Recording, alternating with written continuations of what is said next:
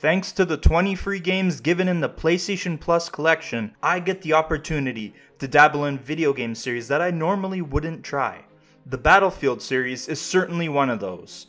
I have been more of a Call of Duty guy that offers fast-paced action with a more arcade approach to multiplayer FPS action. But Battlefield doesn't play the same way, actually the polar opposite. The Battlefield games take a more grandiose approach with battles, fought with high player counts on both sides, broken down into smaller platoons. The game has a higher skill curve as a result, but not many games can truly personify the meaning of the word epic, like the Battlefield games can. These multiplayer battles really make you feel you are at war, and the operations mode makes you push hard with your team to annex territory. I can't recall many games giving me this feeling over the course of my time spent gaming. I'm happy to have taken on the PlayStation Plus Collection Challenge if it means I get to immerse myself in experiences like this. I'm going to help you dive into Battlefield 1 and obtain the World War I Hero Platinum Trophy in this episode. I will give you all the Cole's notes of how to experience this game from someone who just started green and came out having enjoyed his time with the multiplayer experience for Battlefield 1.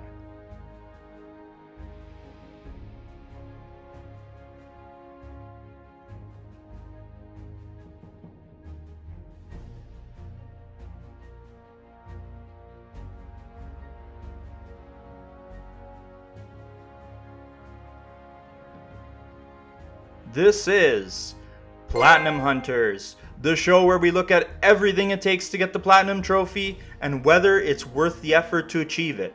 Before we jump in, remember that this is one of the games that we are completing for the PlayStation Plus Collection Challenge, where we are completing 20 games and collecting all 22 Platinum Trophies. This will be our 6th game completed, and you can see what other Platinum Trophy guides are done in the dedicated playlist found in the description below. As well, don't forget to subscribe to the channel for more Platinum Trophy Guide videos like this one. You might just find your next Platinum Trophy.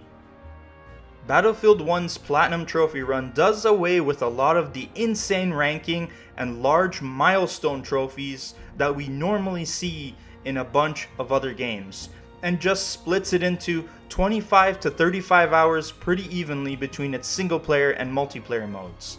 In campaign mode, you will have to beat everything on its hardest difficulty, collect all the collectibles, and do a bunch of challenges, but the campaign mode is short and doesn't ever reach a level of frustration or overstay its welcome.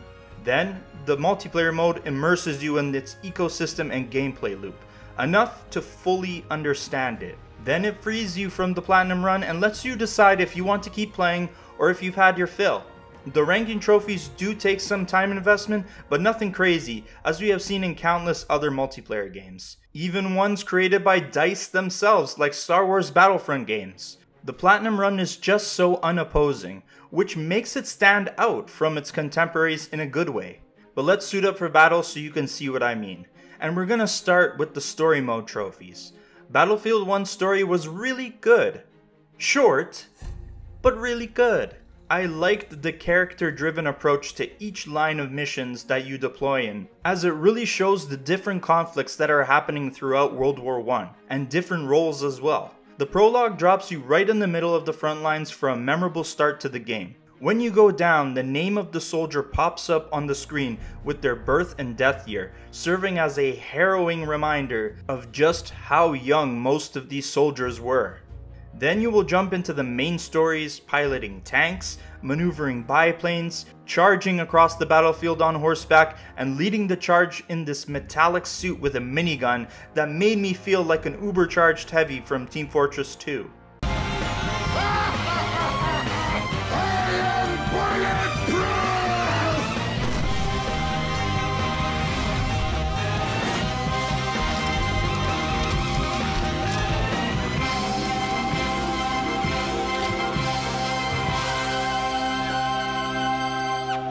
No plot spoilers, but the last set of missions have you partnering with Lawrence of Arabia, and that is really cool. Suffice to say, I'm always going to want more from this mode, but from what was there, I had a great time with it. The bright spot is that if you don't want to spend too much time here, it won't take you long to do all these trophies. You will get a trophy for each of the 5 storylines upon completing them. I'll pop them on screen right now so you can check them off on your checklist. You will also get a trophy for completing every mission on normal difficulty, which will get you the Great War Trophy.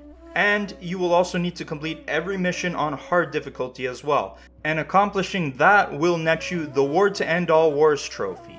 Now I know a lot of people have very vivid and horrible memories trying to complete war FPS games on the hardest difficulty. I'm looking at you, Call of Duty World at War. But as far as this one goes, it's not too difficult. Many of the missions put you in positions where you're absolutely overpowered and will dominate everything in front of you. In other situations where you are outnumbered, you can use stealth to get the job done. The lure mechanic is incredibly helpful in these situations for singling out enemies. There were a few missions that walled my progress a bit, but those were done purposefully, as you were usually rushing into a heavily fortified area with lots of men and machines to eliminate. If you move up, your allies will move up with you and help even the playing field. Thankfully, enemies don't infinitely respawn, so take your time taking them out. I'm looking at you, Call of Duty World at War. There are a couple of trophies to watch out for as you're running the front lines. The trophy Up Close and Personal is awarded when you melee kill 10 enemies. This is cumulative and it can be done in any mission, so it's practically unmissable. Same situation with the trophy Shockwave, where you need to get 5 kills using dynamite. Grab the dynamite from one of the armament tents and blow up 5 enemies. 2 more trophies can be found in specific missions inside of specific campaigns. The first one, Mightier than the Shovel, is found in the mission Breakdown in the Through Mud and Blood campaign. It requires you to take out an enemy using a Cavalry Sword. Ooh, fancy. The sword is found inside the house where there is a guard manning a turret on the upper floor. It is in the first village you will sneak through, and the sword is sitting on the main floor of the house. Then you can grab it and sneak up to the guard upstairs and get the kill. The second trophy, Triple Boluk-Bashi, is in the Nothing Is Written campaign in the mission Young Men's Work. This is a mission where you need to take down 3 Ottoman commanders in 3 separate areas.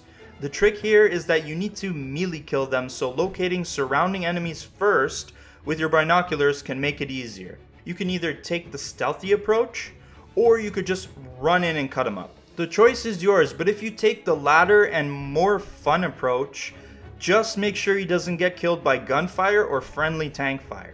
Once you have finished every storyline on hard, it's time to double back and find all the field manuals and complete all the Codex entry challenges. Let's start with the field manuals first, which are this game's collectibles. They are scattered throughout your playthrough, sitting in a brown square-shaped wooden box, in which opening your first one will get you the trophy, Catching Up on Some Reading. This will be found in missions where the action is entirely boots on the ground, or where you have the ability to exit your vehicle and grab the field manual. The game has 66 of them for the trophy, enough for a library, and I have left a guide below that will show you the location of all 66 of them. Now we get into the Codex entries, which are found in every mission. These are unlocked by doing the challenges outlined when you enter the pause menu, and you will easily get your first challenge and the trophy up to the challenge just by completing all the missions in a single war story.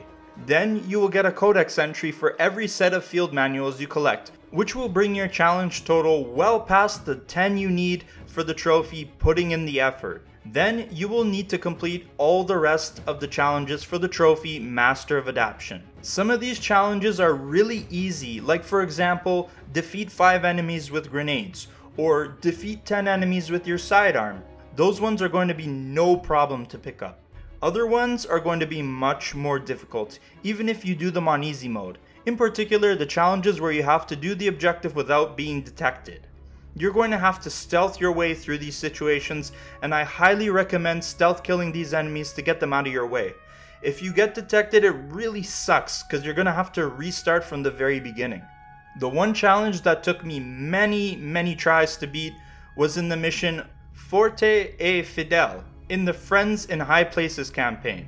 After you hop on the flak cannon on top of the Zeppelin, you have to shoot down 10 German planes in 30 seconds, and it's not that easy. They will come at you in a very specific order, but it's up to you to shoot all of them down, and that takes practice and memorization. For this particular challenge, I have left a guide down below, but for any of the other challenges, also consult the trophy guide in the description below for more information on how to beat certain ones. You will get 5 trophies for completing all the Codex entries, one for each time you get all the Codex entries in a single campaign. For those 5 trophies, I'm putting them on screen right now so you can add them to your checklist, and that is going to clear all the story mode trophies you need to collect, and we can move on to the multiplayer trophies, the meat and potatoes of the Battlefield series. Now, as I've mentioned before, you won't be spending a crazy amount of time in the multiplayer mode relative to many other games. But if you are new to Battlefield's style of multiplayer like me, you are probably going to struggle a bit during your first couple of hours in this mode. The online community certainly didn't roll out the red carpet for me while I was learning how to play. I was sniped by scout players sitting halfway across the battlefield, bombarded with artillery fire from armored vehicles as I tried to capture the objective, taken out by planes that are flying over my head, and targeted by players on horseback who charged straight at me, lance in hand. This game gave no fucks that I was new to the game, and I had to change my mindset and adapt. In Battlefield, you'll have to play it slow and not rush into battle. A coordinated team effort is always going to produce greater results. That's why I always recommend dropping yourself into a squad at the beginning of the match. Not just because you will gain more experience points, but also because you will actually respawn beside squad mates as long as they are not in a firefight. Spotting enemies by pressing R1 is also helpful to you and your team for strategic plays and awareness of what is happening on the battlefield. Also move in as a team, and if you manage to play the game with a dedicated team with voice chat, it will make everything so much easier. You don't have to though, as I found just crewing up with a squad already made up of 3 or 4 players was good enough. The leader of the team would issue squad orders telling us which points we should mount an assault on, and I would just move in with the team to complete that order. When you eventually claim victory in your first operation, you will get the trophy Operations. You don't have to be present at the very start of the match, and you can matchmake into an operation that is at the very end and still get the trophy. Honestly, Operations mode was all I played to clear these multiplayer trophies. It was so fun and exhilarating that I didn't feel the need to try anything else. They do take a while to complete though, so make sure you have time to see it through to the end. If you win, you will get a nice boost to your XP amount that can be as high as 2 times or even 2.5 times more than you would normally get. Speaking of XP, you'll need to get your overall rank to level 10 for the trophy Corporal. This will come fast as you continue to play the multiplayer mode. If you happen to be playing Battlefield 1 while there is a 2 times XP weekend happening, you will level up even faster.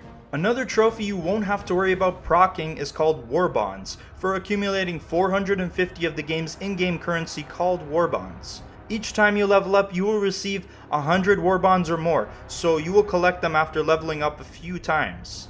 Also, while playing operation matches, make sure you are following along with the squad orders mentioned earlier, because you will get the trophy Play the Objective if you complete 25 of those commands. The last thing you're going to need to learn is how to play each of the 4 infantry classes. They all offer a different playstyle with advantages and disadvantages. You need to rank all 4 classes to rank 2 by the end of this platinum run, so you'll be getting cozy and acquainted with each class. This will be done by gaining experience points, just like your overall level, and will take approximately 4 hours per class, give or take. Take advantage of the double XP weekend, and this will be done much faster. When you get all 4 infantry classes rank 1, you will pop the trophy Decorated, and then you will focus on getting the 4 individual rank 2 trophies for each class. Support Enlistment for the support class is a great place to start if you are a new player, as I found the support class to be the easiest to play. Heavy machine guns make close quarters combat and point capturing really easy and can score a ton of points in the process. Plus, you can drop an ammunitions box down for your teammates to replenish their ammo and you get more XP in the process. The Assault class and the trophy Assault Enlistment was the second easiest to get, and this class is going to be much more your standard soldier class with medium range rifles and medium range machine guns. They have a bunch of other special abilities as well to take advantage of. The toughest to rank up was the Scout class, and getting the trophy Scout Enlistment. Scouts are more your long-range sniper class, providing fire from behind the lines with bolt-action rifles with scopes. Unless you are an absolute sniper savant, gaining XP through kills is going to be tougher for you, unless you are capping the objectives with your sidearms. There is one more trophy specific to the Scout class called Counter Sniper. All you need to do is use a bolt-action rifle as a scout and kill one single enemy scout. Very easy to pop this one if you have the right build on. Then lastly, there's the Medic Enlistment trophy for the Medic class. With this one, it's easier to be close to the front lines and capping points, but you will supply heals and revives to your wounded and fallen allies. From a combat perspective, Medic have a few good gun options, but most of them are not automatic and a little more clunky to use. Once you have gotten your last class to rank 2 and collected all the other trophies in both campaign and multiplayer, congratulations! You will be awarded the highest honor, the World War I Hero Platinum Trophy for Battlefield 1. You have served your countries well. Dismissed. Okay, not quite dismissed if you are a list completionist and or you have the premium pass with all 4 DLC packs. These include the They Shall Not Pass, In the Name of the Tsar, Turning Tides, and Apocalypse DLC packs that focus on adding more multiplayer content, new operations, new classes, new vehicles, weapons, and much more. They also add about 4 or 5 new trophies to collect on each add-on pack. After getting the plat, I am honestly probably going to get these packs because I'm having so much fun playing and I felt like I was just getting the hang of the experience right at the tail end of the platinum run. If you've had your fill of the game's multiplayer mode, this probably isn't going to entice you to keep playing. But if you plan to keep playing more Battlefield 1 multiplayer, might as well work on these add-on trophy sets while you're doing it. I know my dedicated and decorated list completionists out there are going to do it anyway, so I salute you guys. But one crucial thing, I would wait till the DLC goes on sale though, which it often does because at its base price, it's a little bit expensive. Overall, Battlefield 1 was a pleasant surprise for my first foray into the series. I actively want to keep playing and I might just continue playing it by working on the DLC trophies or moving on to Battlefield 5 in the future. Let me know if you want to see a Platinum Hunters episode for that game. I also can't imagine these battles getting bigger player counts in the already announced next Battlefield game. They already feel massive and are about to get way bigger. But as for Battlefield 1, I recommend getting the Platinum Trophy if you are a fan of war FPS games, multiplayer shooters, or even if you're given it for free in the PlayStation Plus collection and just want to dip your toes in the trench warfare. The overall experience is about 30 hours, but it won't feel like you spent a ton of time investment in either mode because the single player is short and the multiplayer doesn't require you to hit insanely high ranks and milestones. If you are a Battlefield diehard, you might scoff at this one compared to the other Battlefield plats, but there are always more titles in the series to conquer and DLC to play anyways. But from a noob's perspective, it was a great experience, and I recommend this exhilarating game wholly. That's it for this episode of Platinum Hunters, and now we're 6 into the PlayStation Plus challenge. I hope you guys are enjoying the content so far. Let me know down in the comments section if that's the case. As well, I asked you guys if you want to see Battlefield 5 on the channel, but let me know if there's any other games that you want to see covered here on Platinum Hunters. So keep it locked to the channel for more guides coming every week. And I'll see you guys in the next video. Enjoy your trophy hunting expeditions and peace out.